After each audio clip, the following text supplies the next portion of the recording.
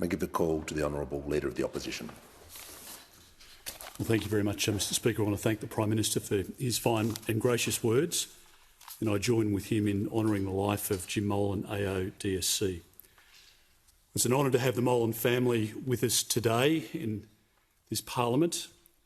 For all of those who attended Jim's funeral on the 25th of January, many stories were told about his life and his legacy. One of the most touching stories was how Jim met Anne at a cadet dance in Jim's first year at Duntroon. That evening after the dance, Anne enthusiastically told her mother about the young man who had left quite an impression, about how much she liked him, and that he said he would call her. Anne's mother somewhat provocatively said, but protectively, I suppose, at the same time, they all say that. But the next morning, true to his word, Jim made his way to the public telephone at the RMC shops.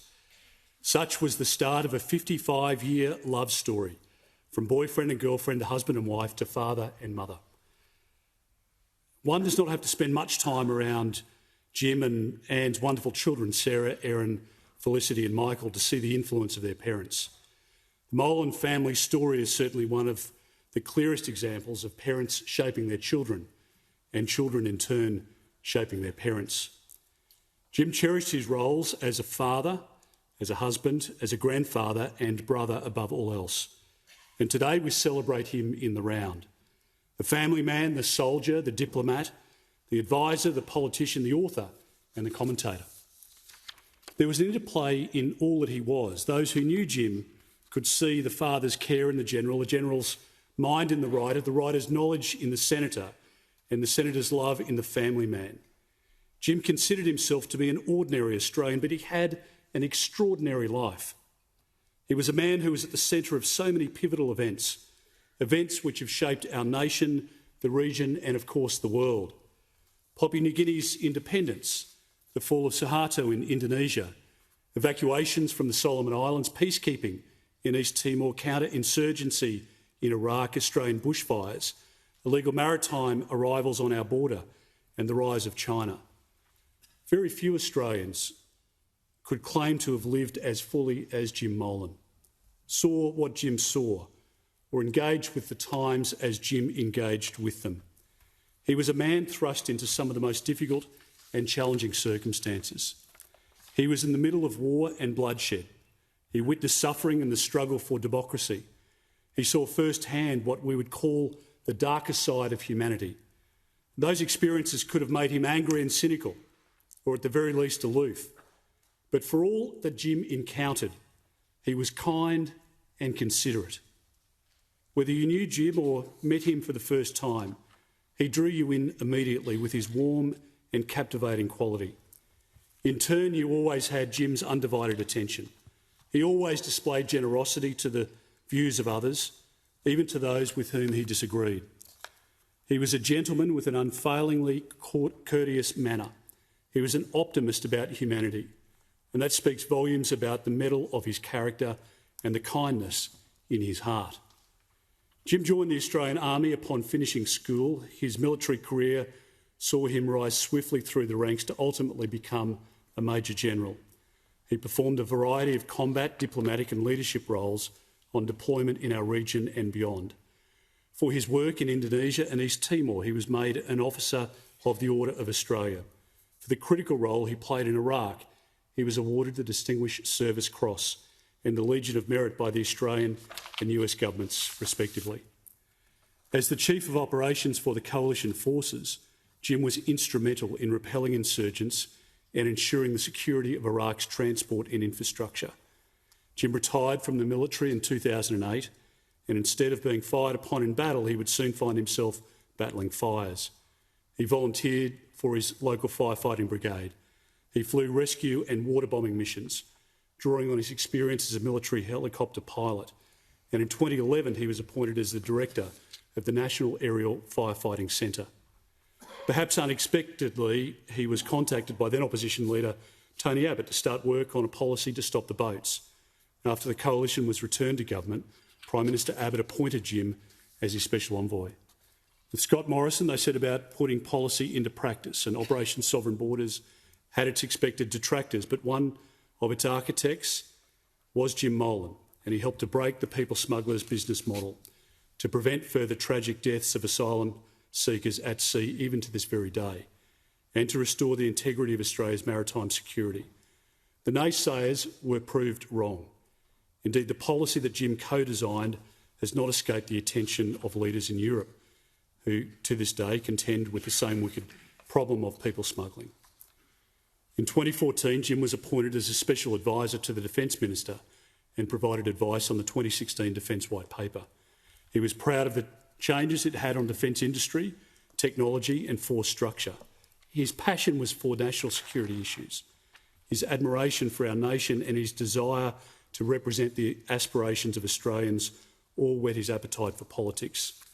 Twice he ran as a Liberal Senator for New South Wales. Twice he proved to be immensely popular among the party's rank and file. Twice he missed out, having been placed in an unwinnable position on both tickets. But twice he would be elected, filling vacancies left by Fiona Nash in 2017 and Arthur Sinodinos in 2019. In his maiden speech, Jim's self-deprecating sense of humour was on show. Speaking after Senator Steele John, the youngest senator to be elected, Jim said, "I'm definitely not competing with him on that issue. I'm proud to be a member of the fastest growing demographic in this country." Jim brought his years of experience and wisdom to the role, particularly as a member of the Joint Standing Committees on Foreign Affairs, Defence and Trade, as well as migration. He also used his time as a senator to champion many causes. He supported our veterans, especially those transitioning to civilian life. He advanced research and awareness in the areas of stillbirths, online safety and prostate cancer. In all that he did, Jim fought hard, decently and well. Whether in khaki abroad or wearing a suit on the Senate floor, Jim uttered his convictions with courage. He said that if opponents don't speak against you, you're probably not standing up for enough. Jim was never afraid to utter his centre-right beliefs. In a column in 2018, he wrote, "One great strength of Australia is its natural conservatism. That conservatism does not reside only with right-of-centre parties or groups, but resides quietly in many areas of Australian society. Australians, unlike some Australian governments, will not be panicked into ill-considered change." He went on to say, "We may not be a perfect society, but having travelled widely, I have yet to find a better one in the world. You have a better chance of succeeding in Australia through hard, honest work than anywhere else." Those words speak to Jim Molan, the patriot. He was a man who knew what was valuable in our magnificent society, as he put it, who knew it needed to be defended, as he put it, from the assaults of the pessimists and the ideologues. Jim's love of country, of democracy and of peace was why he spoke and wrote so often about the threats facing Australia, our region and our world.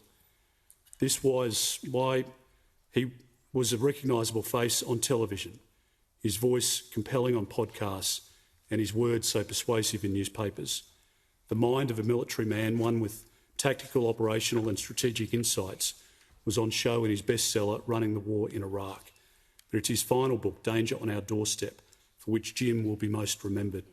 It's a warning to the present about China's ambitions and military build-up, a chilling assessment to ensure we don't drift into complacency or sleepwalk into disaster. His words are not those of a China hawk. They're the words of a realist with a deep historical appreciation and ability to read the world. Testimony to his fortitude, Jim wrote that masterpiece during his battle with cancer. It was in the final chapter of this book that Jim reiterated his long-held view and ambition for Australian government to develop a comprehensive national security strategy to bolster our national resilience and self-reliance. He often thought about the future, and when he wrote Danger on Our Doorstep, I'm sure he was thinking about his children and grandchildren, whom he loves so much, that they will grow up in a better world than the one he knew.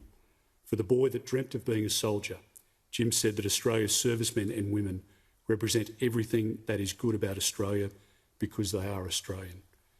In farewelling Jim, we can say that he represented everything great about Australia because he was not just an Australian, he was one of our greatest Australians. Jim was immensely popular and respected by his colleagues and the broader Liberal Party family. On behalf of the Coalition, I offer my heartfelt condolences to our colleagues and to our party members, to his friends and to his family, but especially to his wife Anne, daughters Sarah, Erin and Felicity, son Michael and 5 grandchildren. May he rest in peace.